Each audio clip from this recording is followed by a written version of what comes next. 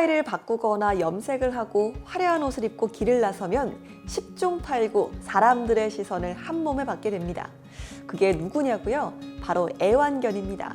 강아지는 있는 그대로도 귀엽지만 미용 장인의 손길을 거치면 귀여움이 배가 되는데요. 인간에게 가장 친근한 동물이자 이제는 가족의 새로운 구성원이 된 반려동물.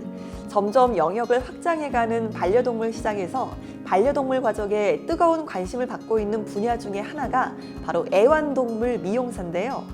화려한 옷을 입고 단정하게 미용을 마친 강아지를 보면 인기를 한몸에 받아 보호자는 정말 흐뭇한 미소를 짓게 됩니다.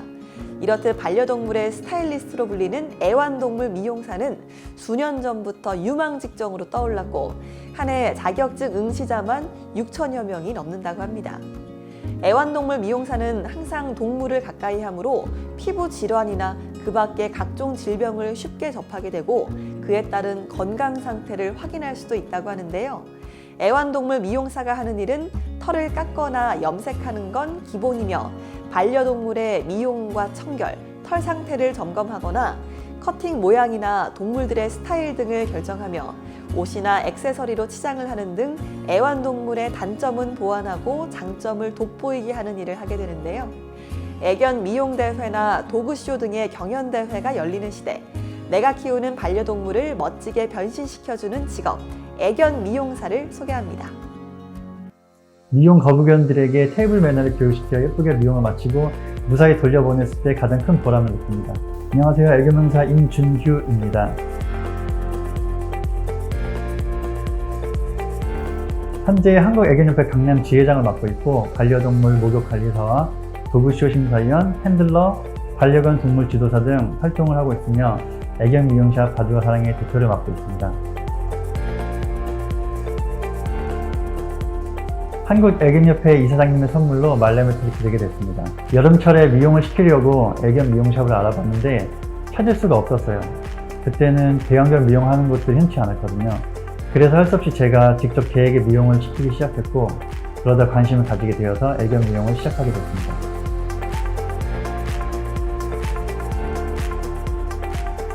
일반적으로 학원을 다니면서 공부를 했고요. 더 나은 미용사가 되기 위해서는 반려견 훈련 공부를 더 하고 견종들의 특성을 배우며 반려견의 기본적인 성향들을 공부를 했거든요. 반려견의 특징을 이해하며 미용을 했으며 대형견이나 미용샵에 적응하지 못하는 아이들은 예를 들어 산책 후 친밀감을 높이고 미용을 시작하는 등 문제 해결을 위해 여러 가지 시도를 하고 있습니다.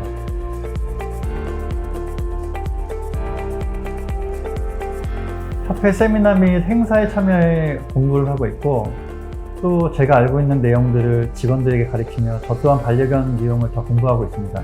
그리고 한 특정 견종에 대해 이해도가 깊으신 분들을 샵으로 초빙해 기술과 노하우를 배우기도 하고요. 많은 경험들을 접하고 내 몸에 익혀가면서 지역 반려동물 보호자분들과도 친분을 쌓아가며 점점 자리를 잡게 되었습니다.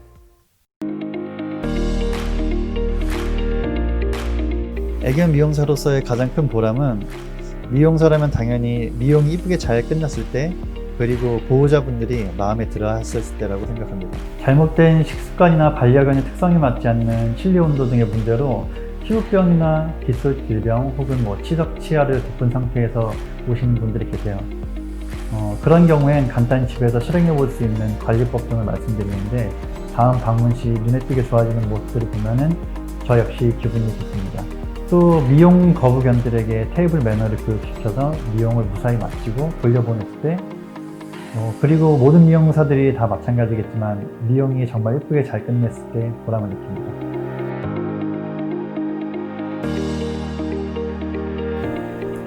미용하는 중인데 밖에서 자기의 반려견을 부르시는 보호자분들이 계시는데 그런 상황은 조금 위험하고 힘들다고 생각합니다.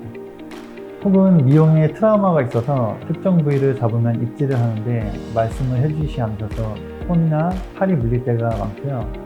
미용을 순조롭게 끝내면 육체적이나 정신적으로 힘든 건 다 괜찮아지는데 어떤 이유에서건 방해 요소가 생겨 반려견들이 미용에 집중력이 떨어지는 외부 상황이 발생되면 그때는 조금 힘들다는 생각이 들기도 합니다.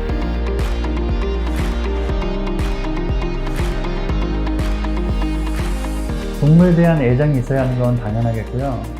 미용사가 되기 위해 미용만 배우기보다는 앞으로 자신이 상대해야 하는 여러 견종들의 특성을 공부하려는 노력도 필요합니다. 그러면서 반려동물에 대한 이해심을 가져야 된다고 생각하고요. 또 애완동물 미용사는 눈썰미와 미적 감각이 요구되는 직업이기도 하거든요.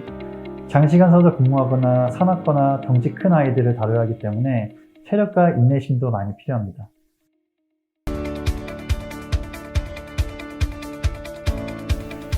직원들이랑 점심으로 중식을 먹은 날이었는데 마지막 미용을 끝날 때쯤 남성분이 들어와서 그릇 찾으러 왔습니다 라고 하는 거예요. 그래서 제가 그릇은 아까 밖에 내놨다고 안 찾아갔냐고, 밖에 없는 거니까 다른 분이 찾아가신 것 같다고 하니까 그분이 놀라시더라고요. 누가 찾아갔냐고, 그릇을 찾아간 게 맞냐고 하셨는데 직원이 나오면서 사장님 얘가 구루예요 하면서 강아지를 들고 나오더라고요.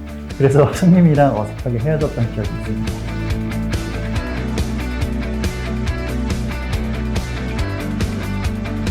사실 애견 미용 자격증을 따면 그걸로 끝이라는 생각은 조금 위험할 수 있습니다.